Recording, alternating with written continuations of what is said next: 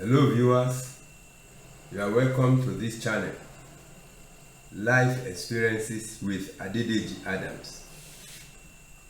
Today's video, I'm going to talk about why early sex is dangerous to teenage girls. That is why teenage girls must not engage in early sex. Let me start like this. All the holy books, whether it's the Bible, the Torah, or the Quran, or the Hindu's book, whichever, all of them tell us that God created human beings like himself. God says our body is temple, which must not be used anyhow. And it says in the book that anybody that misuses his body will be punished. I will tell you of a girl in Nigeria that misused her body early this year, and how God punished her. You will hear this during the video. Now, God made human beings in his body, especially women. He created women specially. All the feminine organs they have in them are soft and delicate, and so those organs need special treatment. So women must be wary of what they put on their body, whether it's skin lotion, or what they eat, or what they allow to enter their body from any source. So, because women are special, all the things they have in them need special treatment. So, that is why women must be very careful and allow anything to enter their body. It has been established that teenage girls discuss sex among their peers, among their friends. They feel embarrassed discussing it with their parents. So it's when they are with their classmates and people of their age that they discuss sex. They find it convenient to discuss at that level. Now, what do they discuss during such a meeting? They discuss how to respond to men or boys when they approach them. They discuss how to keep their men and do all kind of things. They also learn these things from magazines and videos, phonographic materials generally, especially the internet these days. And during such discussion, what do they learn? They teach each other how to deal with boys. How, when boys approach you, the appropriate answer you have to give them, or how to keep your boy so that any other girl will not snatch him from you. In such a discussion, they tell each other, if you want to keep your boy, you allow him to hold you, you allow him to pull you to himself, you allow him to caress you. Some even go to the extent that you will not allow him to have sex with you so that you can keep him. All these are not true. You can keep your boy by abstaining from sex. He will like you the more. Now, you girl watching me there, imagine you met a man or a boy who has seduced you with sweet talk. He has told you you are very beautiful, you are the most beautiful woman around, you look like a Mona Lisa or any other beauty queen around. He told you all kind of sweet things. Or he even showered you with expensive gifts, maybe chandeliers, necklaces, gold rings, and things like that. Or he gave you money, and because of that, you allowed that man to have sex with you. Now, I want you to listen. That man that seduced you and had sex with you, do you know the kind of disease he had in his body? Men carry diseases like gonorrhea, syphilis, herpes, or even HIV. If such disease is injected in you, you can imagine the health hazard. Now, if even if there is no disease and you became pregnant, you can see, you know, the repercussion. You see, the vagina is the innermost part of a woman.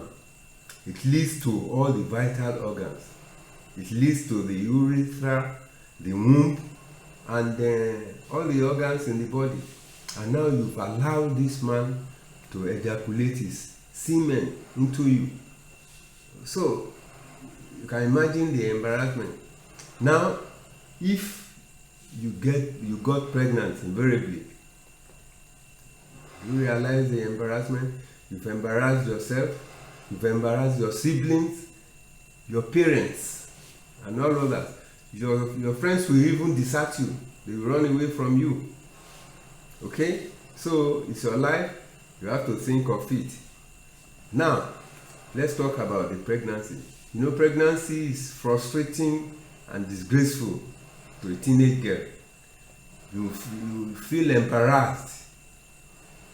It can truncate your education, delay your education, and all kinds of things. What about the health hazards? You become sick, vomiting, tiredness, and all kind of. You won't be able to go to your social engagements. Your friends, you can't go out with them again. So, as I said, it's your life. You have to think of it and make sure that you don't allow any man to have sex with you at that early age. Let's talk about the boy now that had sex with you. Is he affected with all this? No. To him, life continues. He goes to his school, he goes out with his friends, he goes for engagements. He's not embarrassed. The boy may even deny that he owns the pregnancy. What about all the other talks about you? He may say that he was not the only one that was having sex with you, that you must be a whore or a kind of sex maniac. So, be careful. All kind of derogatory statements he may make about you. So, don't allow men to deceive you and have sex with you. Now, let's talk about how to avoid it. At your age, when you are in the teens, you have sexual feelings. It's natural. When such thoughts come to your mind, it's a thing of the mind. You should know how to delete it from your mind. Expel it. How do you do that? You do that by erasing it from your mind. Now, if you are at home and such thoughts came to your mind, you can delete it by find something to do. Wash things in the house,